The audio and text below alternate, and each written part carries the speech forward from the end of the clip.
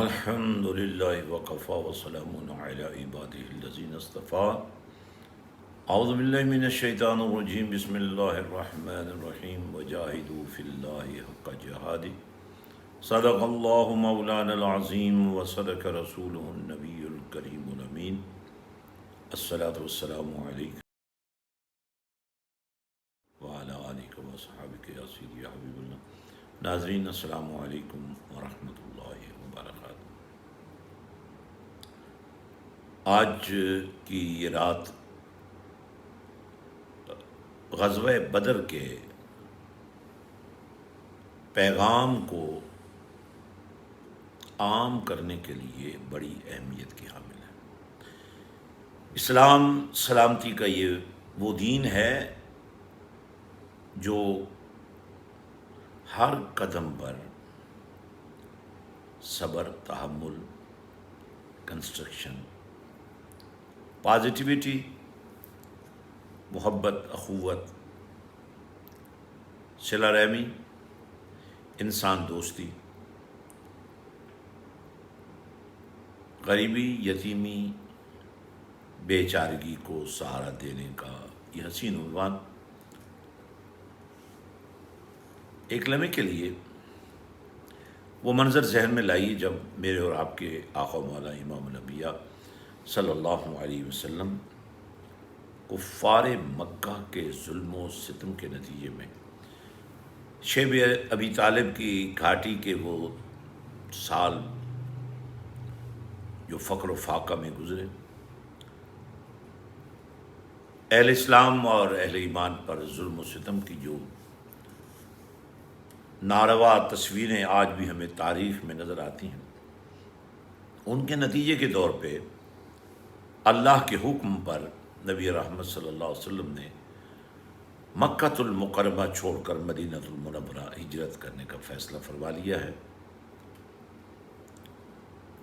بستر مولا علی کے نام کر دیا ہے اور ہم سفر صدیق اکبر کو بنا لیا ہے۔ کعبہ کے در و دیوار بھی اس وقت لرز اٹھے ہوں گے جب رسول اللہ صلی اللہ علیہ وسلم نے یہ کہا ہوگا کہ مولا میں اس شہر مکہ کو کبھی نہ چھوڑتا، اس میں تیرا گھر ہے، لیکن تیرا حکم یہی ہے اور اسلام کا جو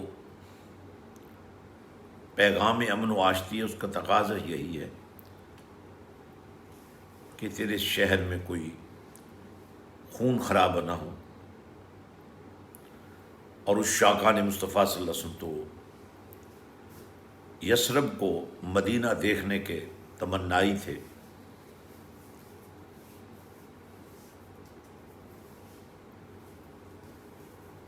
اور مدینے والوں کی بےتابی کا یہ عالم کہ ہر طرف سے یہ آوازیں اٹھ رہی ہیں، کیا بڑے کیا چھوٹے، بلکہ چھوٹی چھوٹی بچیاں طلع البدر علینا من ثنیۃ الوداع کی محبت بھری استقبال مصطفیٰ کی اور آمد مصطفیٰ کی گھڑیوں کو یوں پرجوش بنا رہی تھیں۔ حضور نبی رحمت صلی اللہ علیہ وسلم نے یثرب میں کیا قدم رنجہ فرمایا، وہ جو بیماریوں کا گڑھ تھا وہ شہر شفا بن گیا۔ نبی رحمت صلی اللہ علیہ وسلم کا فرمان ذیشان بھی یہی ہے کہ مدینے کا غبار، مدینے کی مٹی، اس میں اللہ نے شفا رکھ دی ہے۔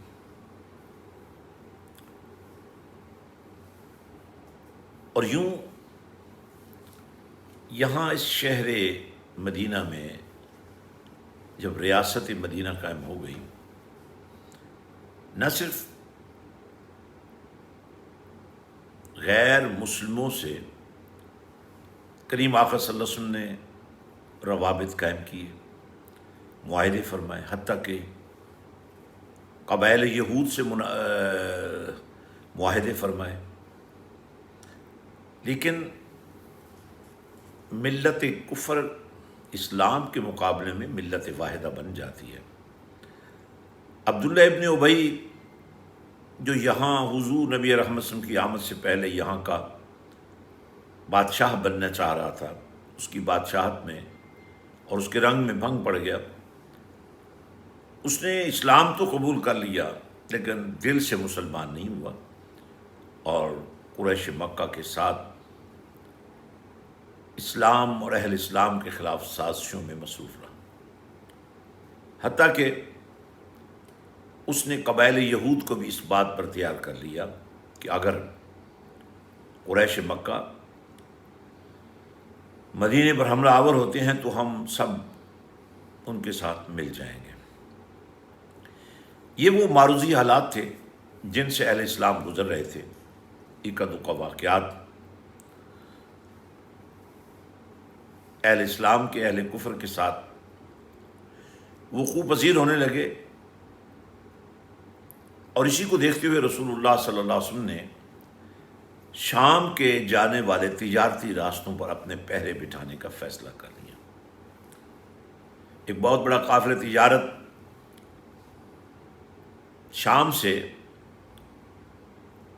واپس ابو سفیان کی قیادت میں جا رہا ہے۔ اس کی حفاظت کے لیے اہل مکہ نے 1000 افراد کا لشکر جرار تیار کیا اور مسلمانوں کی بڑھتی ہوئی طاقت کو کچلنے کا فیصلہ کر لیا۔ گھوڑے، اونٹ، ہر قسم کا اسلحہ، یہ ایک ایسا لشکر تھا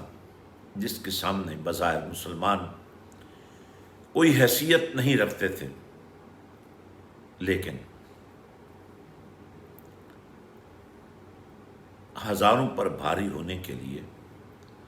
ایک عدد پسند کیا اللہ کی بارگاہ میں اللہ نے اپنے حبیب کے لیے،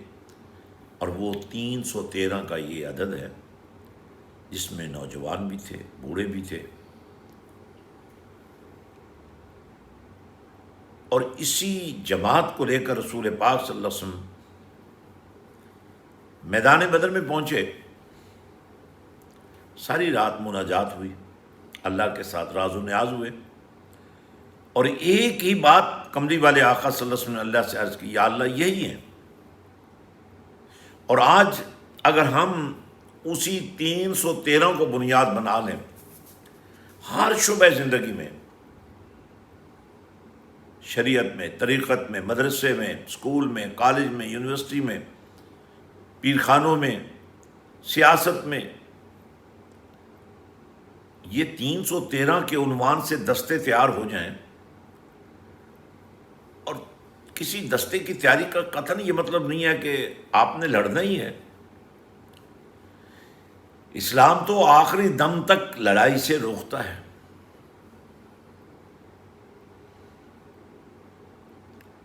قریش کا قافلہ تجارت تو بچ بچا کے نکل گیا، لیکن اہل مکہ نے ابو جہل کی قیادت میں مسلمانوں سے ایک مارکہ کرنے کا فیصلہ کر لیا۔ وہ 1000 کے لشکر کے زوم میں تھے، ہتھیار کے دعوے تھے، طاقت کے دعوے تھے، طاقت کے نشے میں چور تھے وہ لوگ۔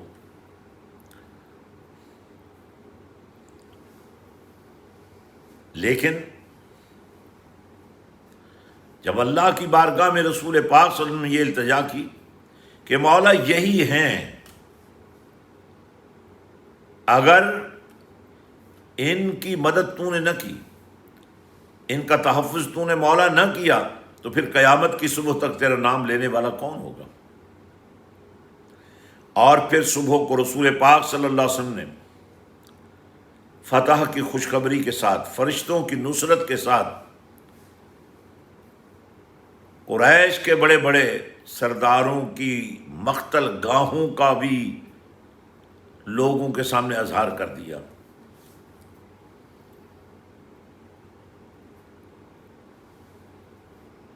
بہادری کے جوہر دکھانے کے لیے قریش مکہ نکلے، انصار کے نوجوان آگے بڑھے تو انہوں نے کہا ہمارے مقابل کے لوگ لاؤ، اور جب مقابل میں علی بھی ہو تو سامنے آنے والا ٹھہر کب سکتا ہے؟ ان تینوں قریش کے لیڈروں کی جو حالت ہوئی، جس طرح ان کو قتل کر دیا گیا، اسے دیکھ کر قریش مکہ کے لشکر میں خوف کی کیفیت پیدا ہو گئی۔ انہوں نے یک بار کی مسلمانوں پر حملہ کر دیا، پشتوں کے پشتے لگ گئے، 70 بڑے بڑے قریش کے لیڈر جہنم رسید ہو گئے۔ ابو جہل کا سر نخوت سے جو بھرا ہوا تھا، 2 انصاری نوجوانوں نے اسے کاٹ کر نبی کے قدموں میں رکھ دیا۔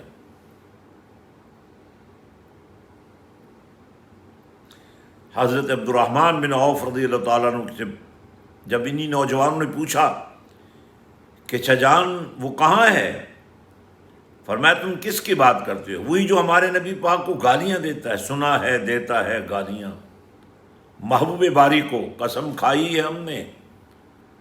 مر جائیں گے یا ماریں گے ناری کو، آج ہمارے ہاتھ سے وہ بچ نہیں پائے گا۔ یہ وہ معرکہ تھا، رمضان کا مہینہ، شدت کی گرمی، لیکن مقابلہ اللہ کے شیروں کے ساتھ کون کر سکتا ہے؟ 70 کے قریب لوگ قیدی بنا لیے گئے اور باقی لوگ رسوا ہو کر میدان جنگ سے بھاگ گئے۔ یوں ارد گرد کے وہ قبائل جو اہل اسلام کے خلاف سازشوں میں شریک ہوا کرتے تھے، ان پر بھی ایک دھاگ بیٹھ گئی، اور اہل مکہ کو بھی اندازہ ہو گیا کہ اسلام ایک جذب و مستی کا نام ہے، اسلام ایک حقیقت کا عنوان ہے، یہاں جھوٹی بادشاہت نہیں ہوتی، یہاں سچے خدا کی خدائی کا علم اٹھایا جاتا ہے۔ جب قیادت کملی والے آقا خود فرما رہے ہوں تو لڑائی نہیں رہتی، غزوہ بن جاتی ہے۔ غزوات اسلامیہ کا ایک بہت بڑا نیٹ ورک ہے جو اسلام کے دامن پر تاریخ کا خوبصورت ترین نشان ہے۔ ایسا کبھی نہیں ہوا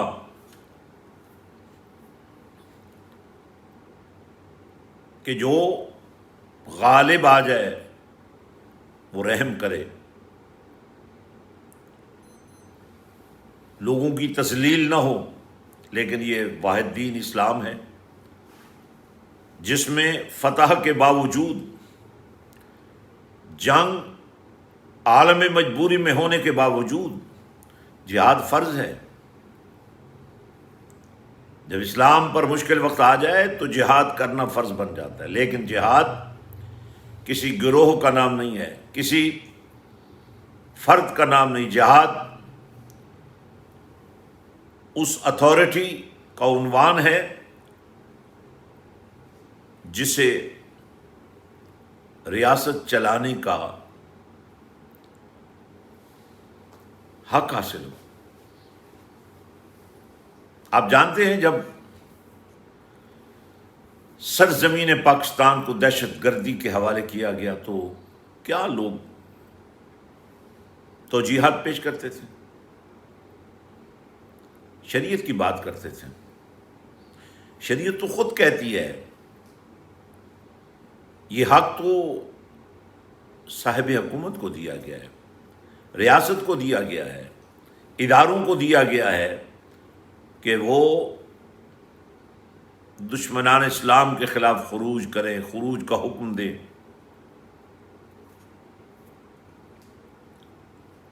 بے شک فتنہ و فساد کی آگ کو بجھانا انفرادی سطح پر بھی اور اجتماعی طور پہ بھی ضروری ہے، لیکن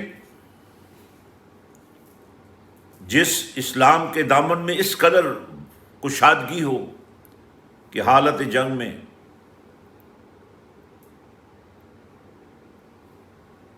وہ لوگ جو آپ کے خلاف جنگجو بن کر آئیں لیکن حالت جنگ میں بھی اگر امن کا جھنڈا لہرا دیں تو ان کو امان دی جائے، ان کو پناہ دی جائے۔ حالت جنگ میں بوڑھوں کے خلاف، خواتین کے خلاف، بچوں کے خلاف کسی قسم کی کارروائی کی اجازت نہیں دی گئی ہے، کھیتوں کو اجاڑنے کی اجازت نہیں ہے، گھر لوٹنے کی اجازت نہیں ہے۔ تو آج سلامتی کا یہ دین اپنے ماننے والوں سے یہ تقاضا کرتا ہے، دنیا کے جس کونے میں بھی جاؤ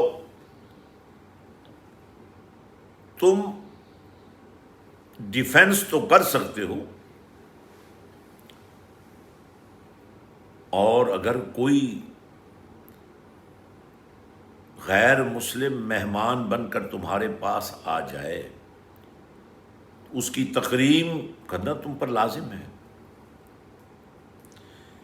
اسلام ضابطوں کا نام ہے، اسلام عبادتوں کا نام ہے، اسلام اذکار کا نام ہے، اسلام محبتوں کا نام ہے، اسلام صلہ رحمی کا نام ہے، بھلائی کا نام ہے، اسلام رافت و رحمت کا نام ہے، اسلام شعور کو اجاگر کرنے کا نام ہے، اسلام فہم کو عام کرنے کا نام ہے، اسلام علم و علمیت کو اور آگہی کو پھیلانے کا نام ہے۔ اللہ اکبر! اسلام کے دامن رحمت کی وسعت کو دیکھیے۔ حضور نبی رحمت صلی اللہ علیہ وسلم چاہتے، حالانکہ ایک غالب رائے یہ بھی تھی کہ چونکہ یہ جو قیدی ہیں یہی وہ لوگ ہیں جو اسلام کے خلاف پھر بھی کھڑے ہو سکتے ہیں، ان کو قتل کر دیا جائے، لیکن اللہ کے پاک نبی صلی اللہ علیہ وسلم نے انہیں رہا کرنے کا فیصلہ کر لیا، اور جو فدیہ مقرر کیا وہ بھی اتنا زیادہ نہیں تھا،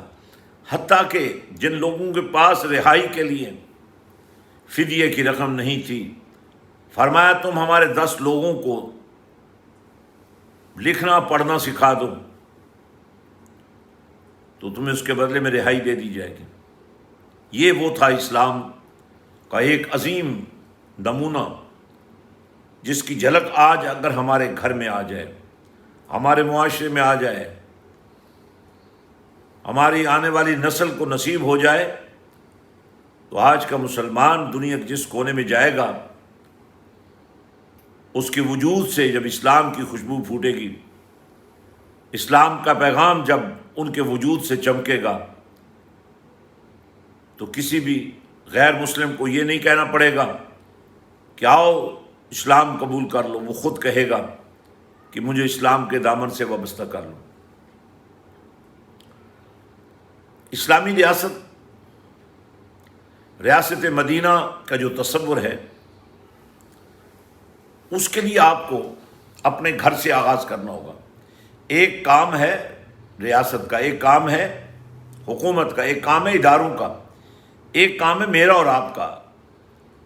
اگر میرے گھر کی فضا میں لا الہ الا اللہ محمد رسول اللہ کی صدائیں بلند ہو رہی ہیں، اگر میرے گھر میں بچے مجھے اللہ کا نام لیتے ہوئے سن رہے ہیں، اللہ کا کہ حضور سجدہ کرتے ہوئے دیکھ رہے ہیں، قرآن کے نور کو اپناتے ہوئے دیکھ رہے ہیں، تو انہیں کہنے کی ضرورت نہیں پڑے گی۔ وہ شعوری طور پر مسلمان بن جائیں گے۔ تو یہ وہ تربیت ہے۔ اب ہر گھر میں تو یہ نہیں ہے، ہر گھر کا یہ ماحول نہیں ہے، ہر گھر میں نماز کی پابندی اس طرح نہیں ہوتی ہے، ہر گھر میں تلاوت قرآن کا یہ شعور پروان نہیں پا رہا ہے، چونکہ ہم ایک ایسے کلچر میں رہ رہے ہیں جو کوئی اسلامی کلچر تو نہیں ہے، مکسڈ کلچر ہے۔ خاص کر یہ بر صغیر پاک و ہند میں رہنے والے جو لوگ ہیں، ان کے رسم و رواج، ان کا انداز زندگی، ان کا انداز کلام، اس میں اسلام کی حقیقی روشنی اس طرح موجود نہیں ہے جس طرح آج سے 1400 سال پہلے نور نبوت سے صحبت رسول کا نور ظاہر ہوا تھا، اور وہ جو کیفیات تھیں صحبت رسول میں، جو معیار تھا کہ اگر ایک نظر بھی کسی نے ایمان کی حالت میں مدینے والے کو دیکھ لیا تو اس سے بڑا صوفی کوئی نہیں تھا، اس سے بڑا زاہد کوئی نہیں تھا، اس سے بڑا عابد کوئی نہیں تھا، اس سے بڑا پرہیزگار کوئی نہیں تھا، اس سے بڑا اللہ سے ڈرنے والا کوئی نہیں تھا، اس سے بڑھ کر کوئی صلہ رحمی کرنے والا کوئی نہیں تھا، اس سے بڑھ کر کوئی سخاوت کرنے والا نہیں تھا، اس سے بڑھ کر کوئی عدل و انصاف کرنے والا نہیں تھا۔ یہ وہ لوگ تھے جنہیں رسول پاک صلی اللہ علیہ وسلم کی صحبت نے، دیدار مصطفیٰ نے، زیارت مصطفیٰ نے، قرب مصطفیٰ میں وہ اللہ نے نور عطا کیا کہ آج 1400 سال کے بعد بھی رسول پاک صلی اللہ علیہ وسلم کی یہ فرمان ہمیں وہ نور پھیلاتا ہوا نظر آتا ہے۔ اصحابی کالنجوم بیایہم اقتدیتم اہتدیتم۔ میرے محبوب کے کلمہ پڑھنے والوں ذرا غور کرو، صحابہ اکرام کے بارے میں، اہل بیت کے بارے میں، صحبت رسول کے حسن کے بارے میں گفتگو کرتے ہوئے اللہ سے ڈرنا چاہیے۔ اللہ کی ذات، اللہ کا جلال اپنی جگہ پر، جمال مصطفیٰ کا نور جو اللہ نے خود جاری فرمایا، اس کی تائید حاصل کرنے کے لیے، اس نور سے فیضان حاصل کرنے کے لیے ہمیں اپنی کلام پر بھی کنٹرول کرنا ہوگا۔ یہی فرمان ہے نا، جب اہل علم کی صحبت میں بیٹھو تو زبانوں پر کنٹرول کرو، اور جب اہل عمل، اہل اللہ والوں کی صحبت میں بیٹھو تو زبان کے ساتھ ساتھ دلوں پر بھی کنٹرول کیا کرو، کیونکہ ان کی نگاہیں اور ان کی توجہات تمہارے دلوں پر ہوتی ہیں۔ تمہاری نیتوں کا فطور تمہارے لیے راستے متعین کرتا ہے۔ آج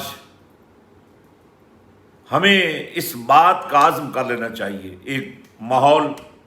بن سکتا ہے، ایک کیفیت ڈیولپ ہو سکتی ہے۔ صدیوں کے بعد ریاست مدینہ کی بات ہو رہی ہے، یہ تو ہمارا پسندیدہ موضوع ہے، اس پر تو ہمیں کٹ مرنا چاہیے، اس پر تو ہمیں سب کچھ قربان کر دینا چاہیے، اس کے لیے تو ہمیں اپنی تمام طاقتیں اور توانائیاں لگا دینی چاہیے۔ ریاست مدینہ کا جو تصور 1400 سال پہلے ہمیں نظر آتا ہے، مسجد نبوی سے، مصلی رسول سے، حجرہ رسول سے، ممبر رسول سے جو ہمیں جنت بنتی نظر آتی ہے، میرے آپ کے پاک نبی صلی اللہ علیہ وسلم نے فرمایا، میرے گھر سے لے کر میرے ممبر تک یہ ساری زمین جنت بنا دی گئی ہے۔ جنت میں دکھ نہیں ہوتے، جنت میں دشمنی نہیں ہوتی، جنت میں لڑائی نہیں ہوتی، جنت میں جھگڑا نہیں ہوتا، فسق و فجور نہیں ہوتا۔ جنت تو امن کا نام ہے، خوشیوں کا نام ہے، سیرابی کا نام ہے، محبتوں کا نام ہے۔ تو آج الحمدللہ اسی طرز تعلیم کو مسجد حسین کی صورت میں، اور کاش آپ میدان عمل میں اتریں، غزوہ بدر سے سیکھیں، اور آج کی رات اگر آپ میں سے ہر شخص ایک ایک غزوہ بدر کے شرکا کے نام پر کسی ایک یتیم بچے کو مدینے کے تاجدار کے اس طریقہ کرم کو سامنے رکھتے ہوئے کہ میرے اور آپ کے پاک رسول صلی اللہ علیہ وسلم عید کی نماز کے لیے گھر سے نکلتے ہیں، راستے میں ایک بچے کو دیکھتے ہیں، اداس کھڑا ہے، میلا کچیلا لباس پہنا ہوا ہے۔ میرے کریم آقا صلی اللہ علیہ وسلم آگے بڑھ کر اس کے سر پہ شفقت کا ہاتھ رکھتے ہوئے، کیا ہاتھ ہوگا جسے ید اللہ کہہ کے پکارنا ہی اصل ایمان ہے، فرمایا بیٹا آج عید کا دن ہے، خوشی کا دن ہے، تم اداس کھڑے ہو۔ کہا آقا عید تو ان کی ہے جن کا کوئی ہو زمانے میں، میرا تو کوئی نہیں ہے۔ میرے پاک رسول صلی اللہ علیہ وسلم نے فیصلہ کر لیا، عید کے اجتماع میں جانے سے پہلے اس بچے کو ساتھ لیا، غسل عطا کیا، صاف کپڑے پہنائے، انگلی پکڑ کر عید کے اجتماع کی طرف بڑھتے ہوئے فرمایا کیا تم اس بات سے راضی ہو کہ آج محمد عربی صلی اللہ علیہ وسلم نے تمہیں اپنی فرزندگی میں لے لیا؟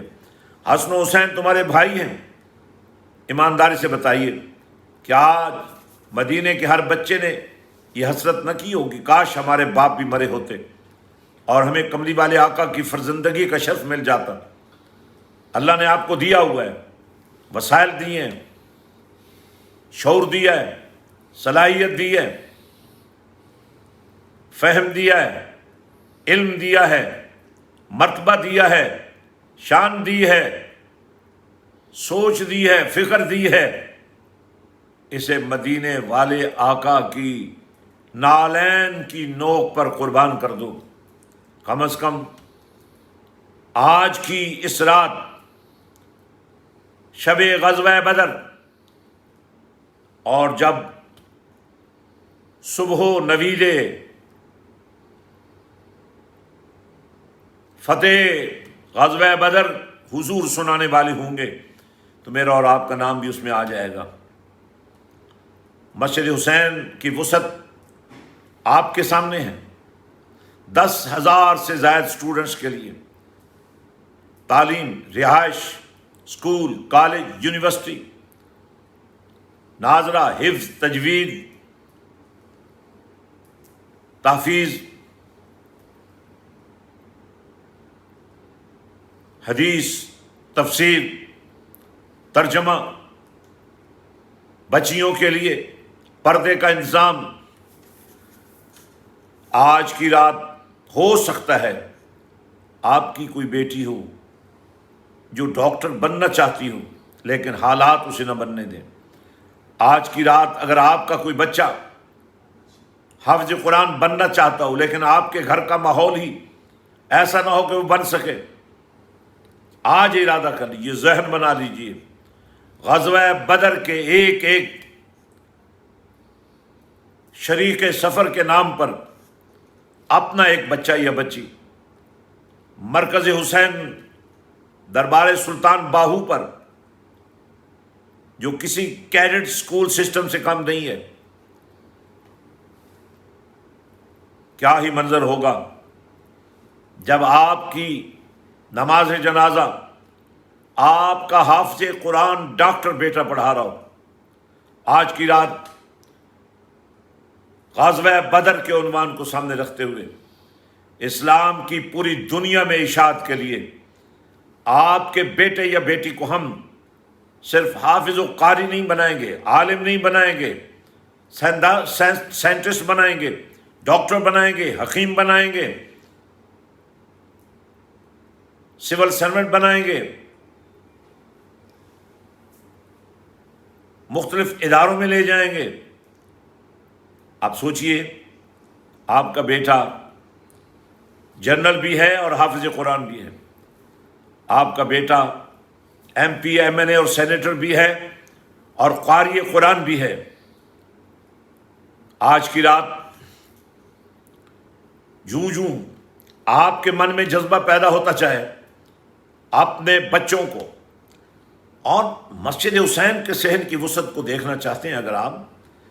تو آخری عشرہ رمضان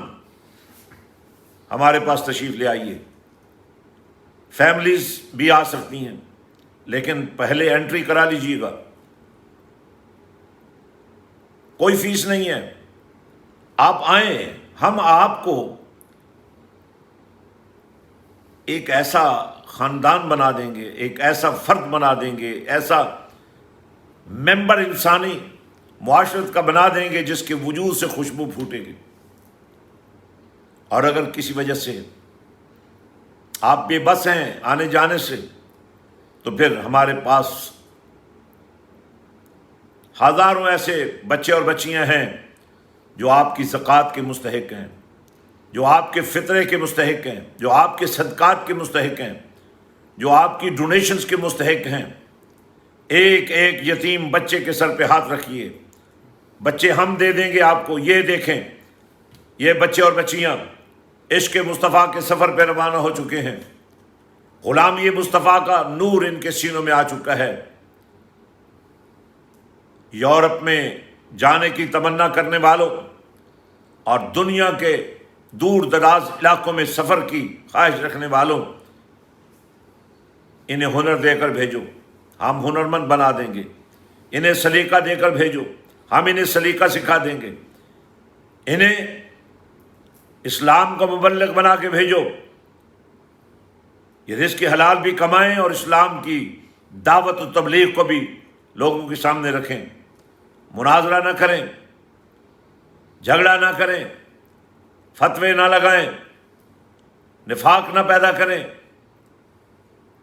انتشار نہ پیدا کریں. بعض اوقات آدمی سچ بول رہا ہوتا ہے لیکن جس سچ کے بولنے سے کسی کی جان چلی جائے, معاشرے کو اگر آپ افراد و تفرید سے بچانا چاہتے ہیں, اگر آپ معاشرے کو ظلم و ستم سے بچانا چاہتے ہیں, تو آج ہمارے پاس وقت ہے کہ ہم اپنی طاقت کنسٹرکشن پر لگائیں, ڈسٹرکشن پر نہ لگائیں. حالانکہ کنسٹرکشن پر خرچ بھی ہوتا ہے, ٹائم بھی لگتا ہے, اور ڈسٹرکشن کے لیے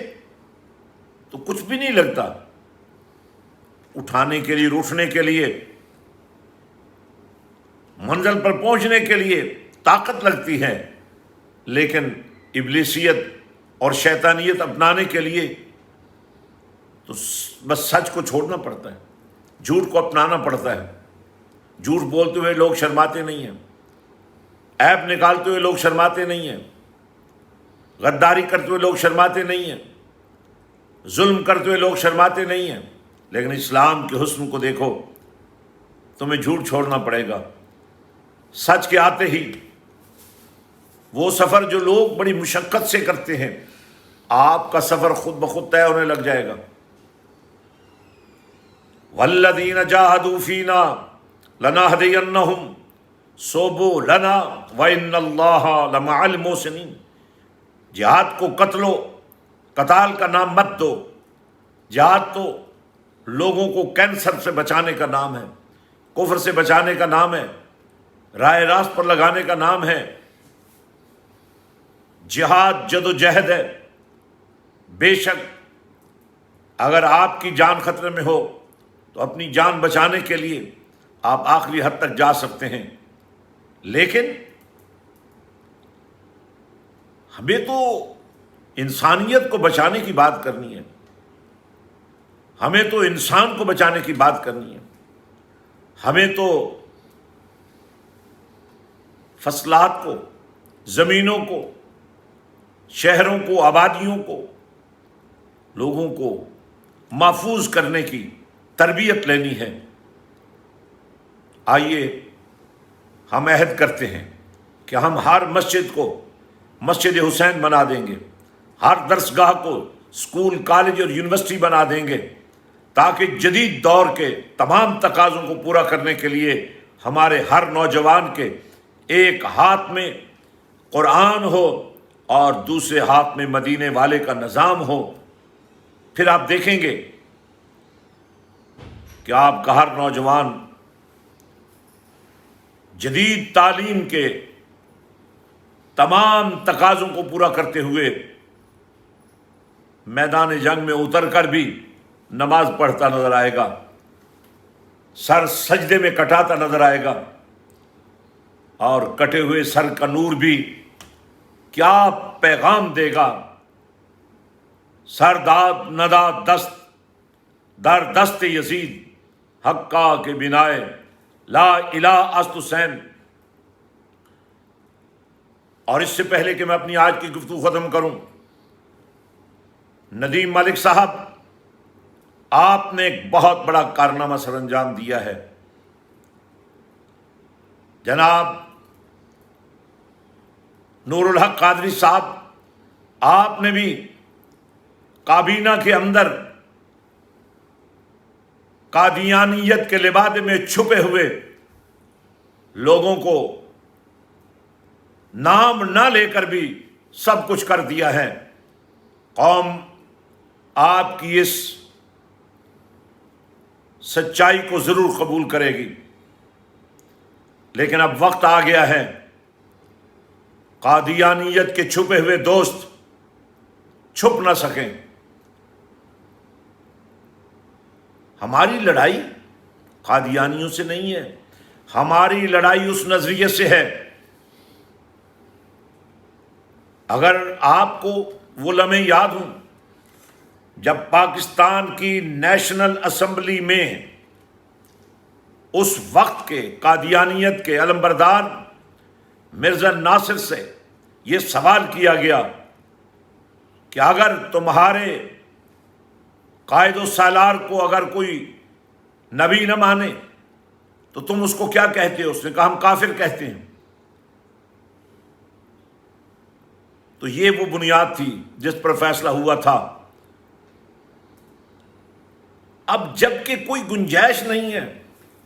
میرے اور آپ کے نبی کے تشریف لانے کے بعد، کیا خود رسول پاک صلی اللہ علیہ وسلم نے نہیں فرمایا میں قصر نبوت کی وہ اینٹ ہوں جس کے لگانے سے یہ قصر نبوت مکمل ہو چکا ہے، اب میرے بعد کوئی نبی آنے والا نہیں ہے، کوئی رسول آنے والا نہیں ہے، اب جو آئے گا وہ کذاب ہوگا، جھوٹا ہوگا۔ مسیلمہ کذاب سے لے کر قادیان کے کذاب تک یہ سب جھوٹے ہیں۔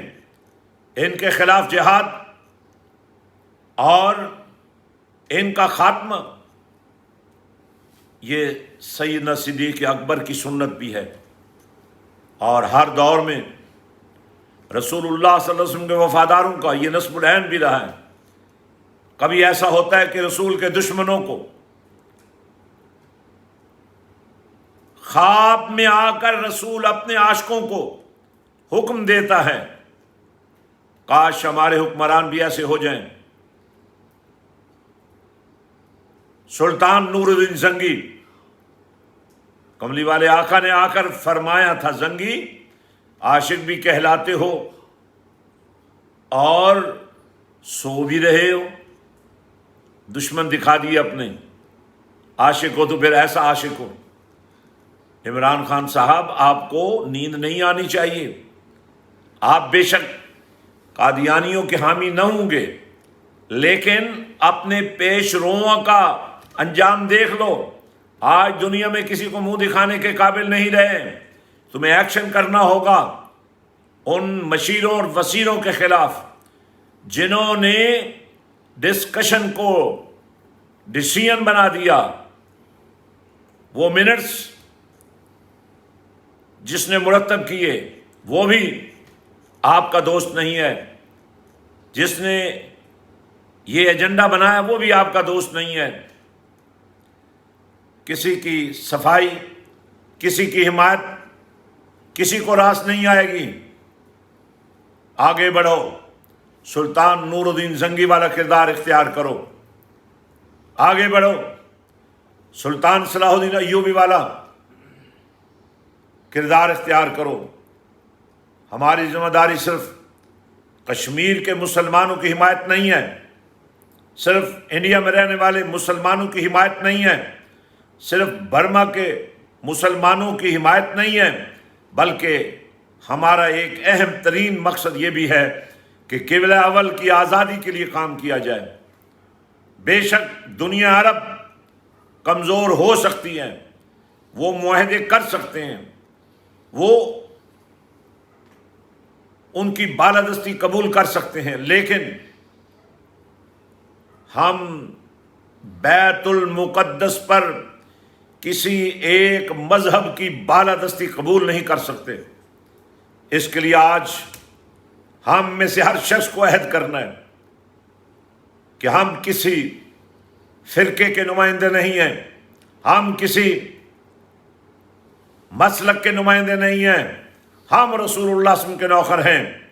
ہم شمع رسالت کے پروانے ہیں، ہم